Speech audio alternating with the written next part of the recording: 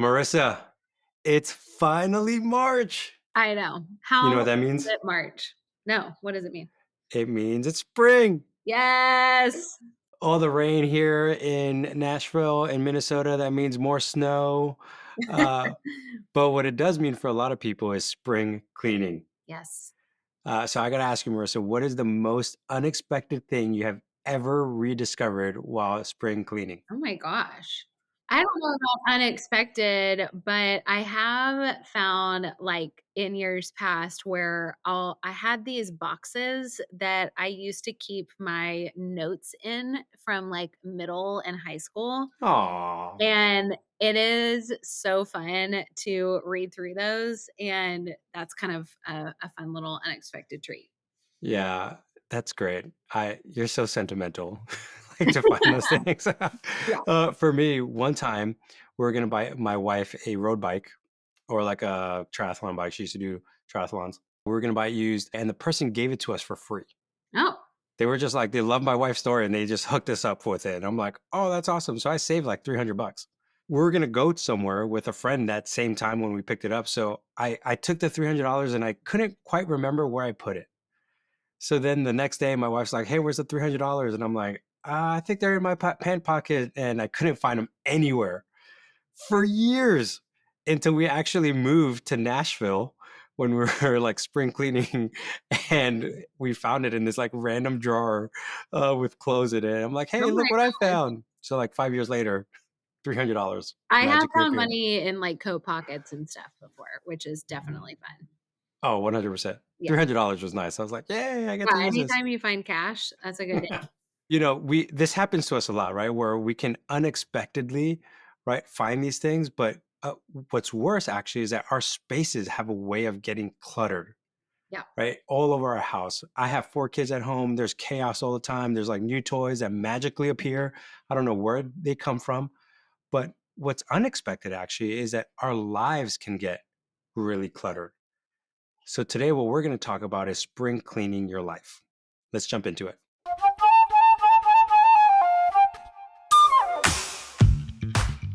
Welcome to another episode of Focus on This, the most productive podcast on the internet.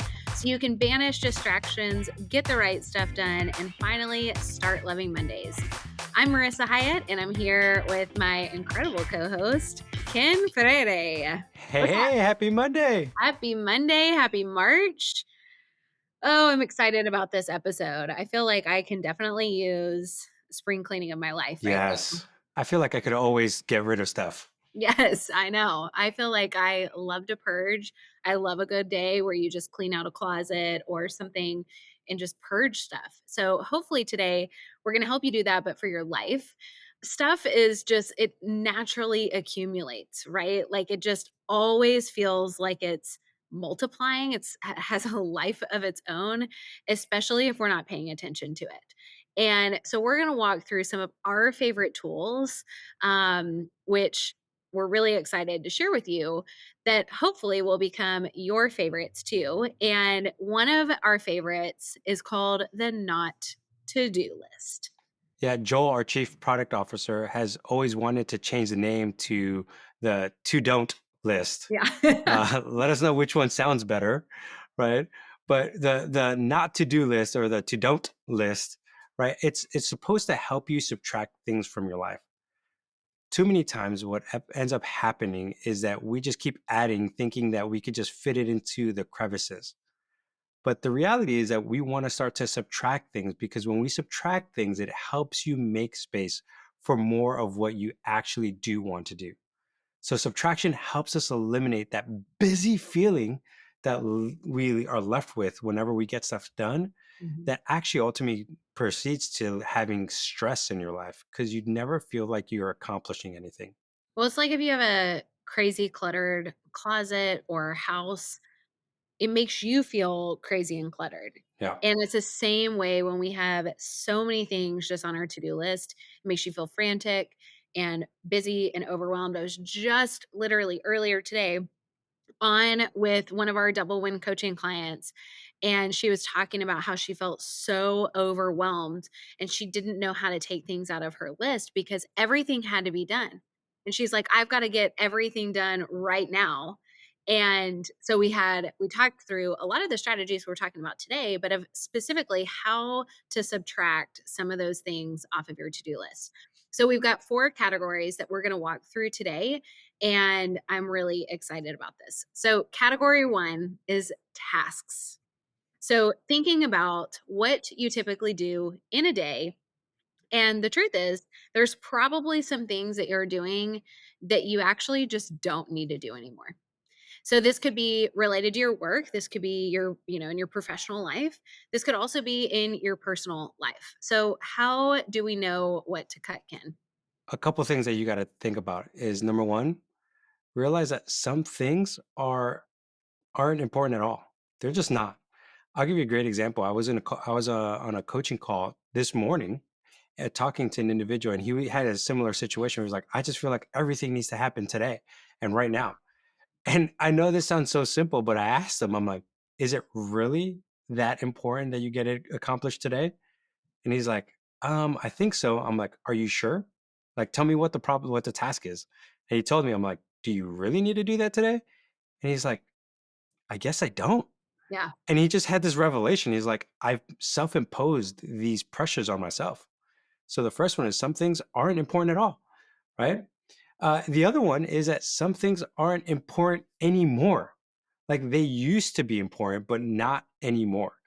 I love this one because there are times in my life where people are like, "You need to do this report." And I'm like, "Okay, why?" They're like, "They're super important because we're tracking metrics." And I'm like, "Sounds great." And I would just do them for months at a time. And then one time I just stopped to see if people were asking for it. And then they never asked for it. So I'm like, I guess it's not important anymore. So I'm not going to do it. Then the third one is that some things aren't important to you. They might be important to someone else, but not important to you. And this is huge for all of you who are listening to this, right? When you're trying to figure out what should you cut, a big mental issue or mindset issue you may be having is that you are a people pleaser. So you do things because other people have imposed it on yourself, but they're not really important to you. So make sure you are able to delineate what stuff is actually important to you and what stuff is important to other people. And sometimes you just got to tell them no, Yeah, totally. which leads to the last one, which is some things aren't important enough or not worth the lift. This can happen so many times when we feel like there's a lot of things on the to do list. You just want to do all of them. And you're like, they're not important right now, or they're just not important enough. Yeah. Well, I think what I loved that you said in there, Ken, is that you talked about if you just stop doing it, is anybody going to ask you for it? Or are you even going to notice? So often we end up carrying on tasks over and over again because we did them at one point. They were important at one point in our life, or we thought they were, or somebody told us they were. And the truth is, a lot of that stuff, if we just stopped, does anybody even notice that we stopped? And just like you, I've done similar kind of experiments where I've stopped certain things. And on occasion, that person will come knocking, or you'll notice, oh, wait, I actually do need to keep doing that because it helps me be more efficient in this or that, or it helped, keep this train moving along. And on occasion, sometimes it's like nobody notices, not even me, that I'm not doing it anymore.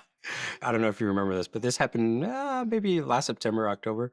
I had stopped doing our financial reports for a while, or like putting in our expenses. And then at one point, Marissa, you texted me and you're like, "Hey, you need to get these done again." I'm like, "Okay." Yeah, Like, exactly. uh, but I was just checking. I'm like, "How important are these? Like, are we actually keeping track?" And Right. then you gently reminded me, and I'm like, Yeah, "Okay, well, and back there's on it." certain things like that that are important, but sometimes you need to test it. So kind of asking yourself as we're going through this, what are some things that maybe you're doing right now that if you just stopped, nobody would notice? Or maybe you wouldn't even notice if you just stopped. So ask yourself that. So let's move on to category number 2, which is meetings. I'm going to give you guys a real life example of this.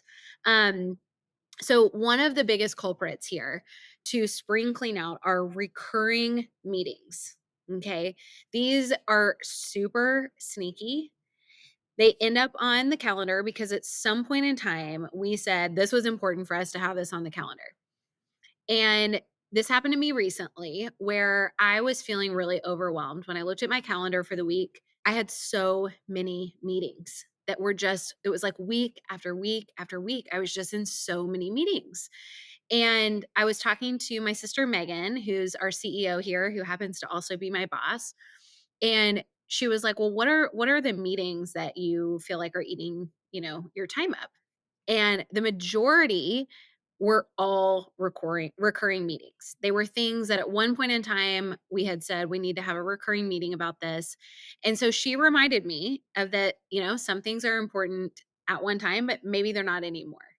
And so I was able to clear some of those recurring meetings off of my calendar that really just aren't that efficient anymore. And what I like to do now is rather than just sticking a recurring meeting on my calendar, I actually will only put on, unless it's like a one-on-one meeting or something like that, if it involves a team, I only will put on meetings now on my calendar that are like specific to one topic. So it's not something that's just like every single week or every month I have this recurring meeting that happens over and over again. Outside of my one-on-one meetings, I don't do that. I make myself ask the question, "Why is this important? What am I trying to accomplish?" before I even put it on my calendar. So recurring meetings are very, very sneaky. Another practical tip, very similar question to Marissa was saying, is I always ask myself, do I really need to be at this meeting? Yeah. So I do this quite often with Marissa because I look at my week. I'm like, hey Marissa, do I really need to be at this meeting? And then she'll be like, oh yeah, you need to be at for X, Y, and Z. Or sometimes she's like, actually, you don't need to be at it. Yeah. I'm like, great. Like I've just cleaned out my schedule. The more regularity that you force yourself to do that, the more you save up your time. Well, and asking the question too of like, does this meeting need to happen at this frequency or Yep. even the length? So often, our default is to put a meeting on our calendar for an hour. It's like, Yep. do you really need an hour? What if you only had 30 minutes to talk about that? Or better yet, what if you only had 15 minutes? Could you get to the conclusion faster if you only had 15 minutes to talk about something? Yeah. Probably. 100%. I mean, if you think about most 30-minute meetings or an hour meeting, the first 10 minutes, you're just like hanging out, kicking around, personal, Yeah. catching up, right? But if you only have 15 minutes, you're just going to get right to the point. Like, here's the problem, here's the thing, in and out, right? Like, sometimes you can do it in 10 minutes. I had a boss once who had set scheduled 7-minute meetings. Ooh. So you'd have to come in with like, what exactly is a problem? What are the three solutions that you already had in place? And what do you need from the boss? Ooh, I like that. It was just 7 minutes. And I'm like, okay, here we go, in and out. Um, Wow. As you're thinking about your meetings and you look at your calendar, and you're thinking about this concept of spring cleaning, be ruthless here. Look at your calendar and ask what just isn't important at all. Like Ken said, what are some things that are important or aren't important anymore? What's maybe not important to you, but is important to somebody else? And what are some things that are important that aren't important enough to stay on your calendar? So, asking that question about the meetings on your calendar can be really helpful to just clear the decks and allow you to actually get to the work. So, Ken, let's talk about category 3 relationships.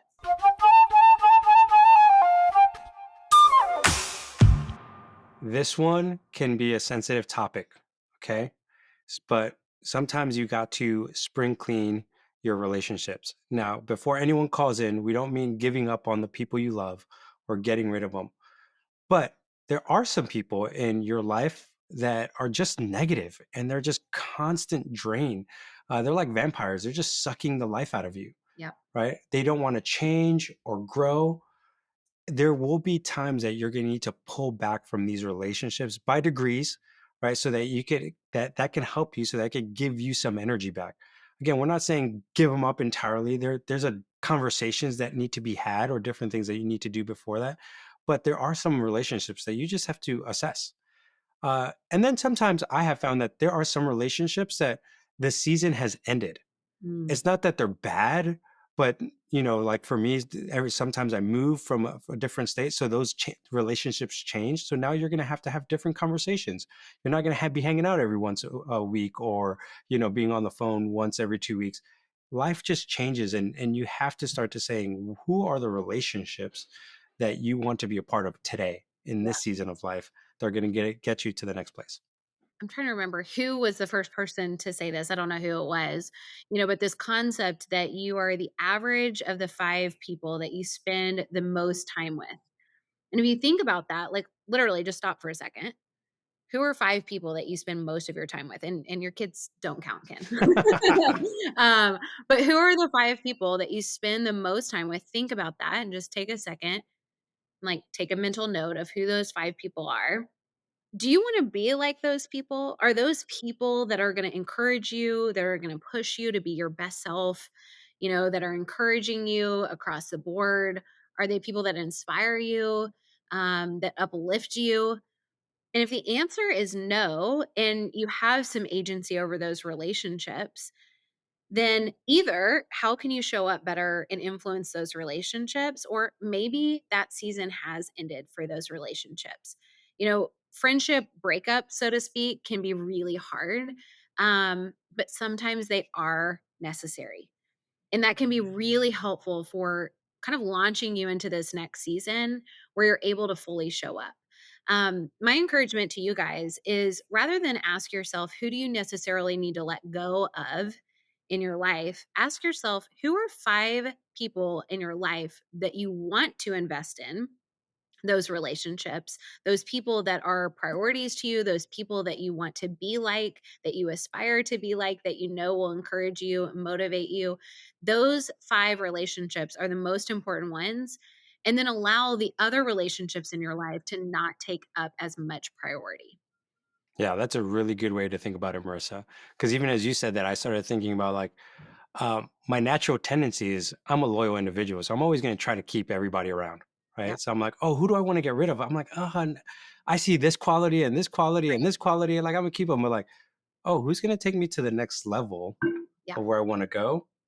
Immediately, I started thinking about 5 people Yeah. that I want to invest in, and like with my family and stuff. I was like, it's just a different perspective. I love it. All Totally. right, leads us to category number 4, opportunities. Man, this one is a hard one, but it's such a good one to think about. When you are spring cleaning, you got to spring clean your opportunities because life is full of them. There's going to be people demanding so much of you and demanding your time and energy and giving you opportunities. But if it doesn't get you where you want to go, it's not an opportunity, it's a distraction. Mhm. I'm going to say that again. If it's not going to get you where you want to go, it's not an opportunity, it's a distraction. So, as you're considering the opportunities you might have in the coming months, what shouldn't you do? You might have to back out of some. You might have to preemptively say no. You might know about things that are coming through the pipeline that you're going to like, okay, nope, that's not the thing that I want.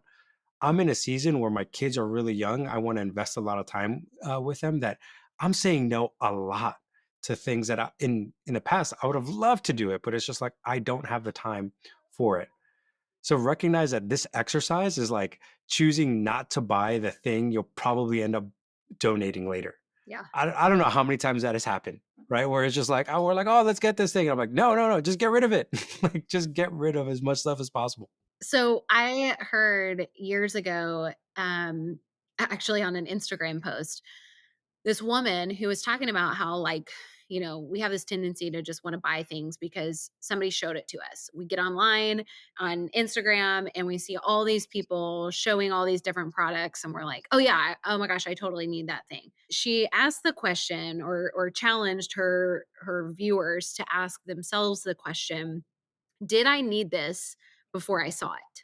And that is a filter to help you not just say yes because all of a sudden that thing is in front of you, but to actually say, like, did I need this thing? Was I already searching for this thing before I saw it?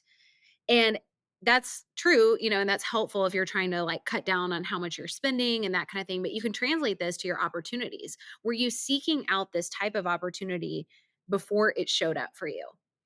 And I'll give you an example of this in my own personal life, which is I love traveling. Okay. You guys need to know probably about anything in life. Like the number one thing I'm always going to want to say yes to is traveling. If somebody's like, hey, do you want to go on this trip? Is a yes. Like, tell me where, when, where do I need to show up? I'm already booking my flight as we're talking. So I have some specific goals this year.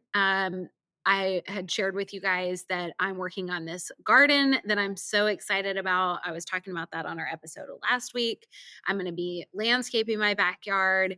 I'm also this first quarter I've been working to pay off a credit card that is almost paid off, and then I'm about to switch now to putting and kind of investing into my backyard. Well, one of my sisters came to me and was like, "Hey, I want to go to Peru this year. I want you to come," which I've been to Peru with her before. We had the best time. It's one of my favorite trips I've ever taken. And she was like, "I want to go with you." And I was like, "Oh my gosh, like I would love to go. Like, of course I want to go to Peru. Yes." You started booking your tickets. You're like, okay, well, Literally. I mean, I'm like looking at tickets. I'm like, "Okay, like got it. This is great. When do we want to go?" Like we're planning out dates. She's planning out the whole itinerary, this whole thing. And I had to have this really hard moment with myself where I said, I actually don't think I can commit to this opportunity right now. As much as I want to go to Peru, and maybe I will in a few months, it'll be different when I look at that opportunity. But right now, I have other priorities. And those priorities are in direct conflict with taking a trip to Peru. So this is where, I wasn't thinking about going to Peru before she came to me with that opportunity. I wasn't already seeking out that trip before she came to me. So my challenge to y'all as you're listening to this and as you're thinking through the opportunities that are showing up in your life, ask yourself, did you want that opportunity? Were you seeking that opportunity out before it showed up in your life? And if the answer is no, I'm going to challenge you to say no to that opportunity, which is really hard, take some good discipline and spiritual practice. But my encouragement is that it will help you actually stay focused on the things that you actually care about and those priorities you really want to move forward on. and y'all, I don't think you understand when she says how hard that decision was for her. Like I'm her still no. questioning it in this moment. I'm like, I don't even know if I want this to air on the episode because what if I decide I want to go to Peru? I know. That's why I was like, it's part of like one of her top 5 core values Yeah. is that she's out traveling in nature. It's like, I'm like, wow, she said no to that. That's impressive. I was like really good. Like, I Well, was and like, I will say too, no right now doesn't mean no for forever. So as these opportunities come up, it doesn't mean that you have to say no for forever. You're yeah. just saying no for now. The main goal here in this whole conversation is focus, right? Where like whether it's opportunities, meetings, whatever task is, you want to get rid of all that stuff so you can get focused on the things you get done. Once you get that stuff done, you can now reevaluate and say, well, what opportunities do I want to take on? But what ends up happening is that we're chasing too many things at the same time that we actually get nothing done and we feel stressed out, we feel overwhelmed, burnt out because we're like, oh my gosh, I can't get anything done. That's because you lack focus. And one of those things that you need to do is just get rid of the distractions, get rid of the opportunities, and just say, I'm going to do this. Exercise that muscle of saying no. I know it's hard. We've talked about how to do that in previous episodes, but that's what you got to do to make it happen. So, Marissa, I'm proud of you. That's Thank huge. you. I didn't know that you said no to that. I knew that your sister was doing that trip. I didn't realize you said no to Yeah. Well, we'll see. it. No for now. Right. No, for now. Just like we've talked about, this whole exercise of, the not to do list is about clearing out the clutter. If you think of your life like a closet, you've got to clear it out, just like you said, Ken, so that you can decide what you want to put back in. Maybe you have a linen closet that is like crazy and you need to clear it out and decide, hey, I need to put better linens in here. I need better towels or sheets or whatever it is. But you wouldn't even know that if you didn't clear it out. And so our challenge today is look through these 4 categories: your tasks, your meetings, your relationships, and your opportunities, and ask yourself, what do I not need to do? What do I want to put to the side and in this season of my life, not think about, not worry about, not pursue for the sake of my priorities, right? Like that's what we're trying to move you towards, is so that you have plenty of energy, time, and focus to focus on what matters most to you. Marissa, you ended us on a strong note. Let's wrap it there. My encouragement for you guys is do what Marissa just told you. Figure out what you do not need to do. Thanks for joining us on Focus on This. This is the most productive podcast on the internet. So please go ahead, share it with your friends, leave us a review on whatever app you are listening on, and be sure to join us inside the Full Focus Planner community on Facebook so you can benefit from the creativity and encouragement of people chasing big goals just like you. We'll be here next week with another great episode. And until then, Stay stay focused. focused.